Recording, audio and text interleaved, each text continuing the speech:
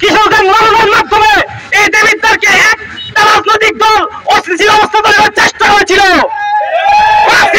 পরে কয়েক মাস বন্ধ থাকার পরেও এখন নতুন করে কিছু নতুন নতুন নেতা এই দেবিদ্বারের মধ্যে কিশোর গ্যাং মানবের মধ্যে রাজনীতি করার চেষ্টা করছে।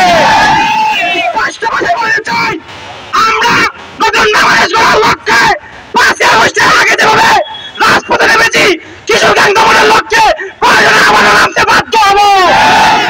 রাজনৈতিক যেই দলে হোক না কেন, আমি কোনো দলকে বুঝি না, আমি কোনো ব্যক্তিকে বুঝি না, আমি কোনো মতকে বুঝি না, আমি একটা জিনিসে বুঝি, যে কিশোর গ্যাংকে লালন করবে তার বিরুদ্ধে আমরা দমন করে ছাড়বো ইনশাআল্লাহ।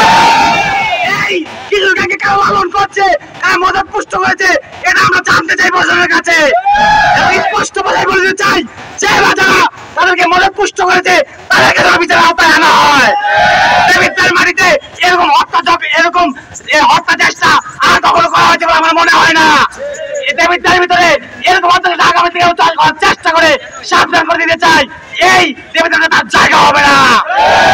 আমি আবারও বলি, রাজনৈতিক যে দলে হোক না কেন কাউকে ছাড় দেওয়া হবে না।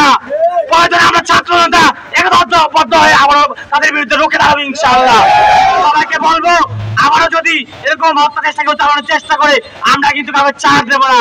রাজনৈতিক যে দলে হোক না কেন, বিএনপি হোক, জামাত হোক, এনসিপি হোক, ইসলামী আন্দোলন হোক, সবাই উদ্দেশ্যে বলতে চাই, প্রত্যেকে নিজের দলীয় লোকদেরকে সামলান।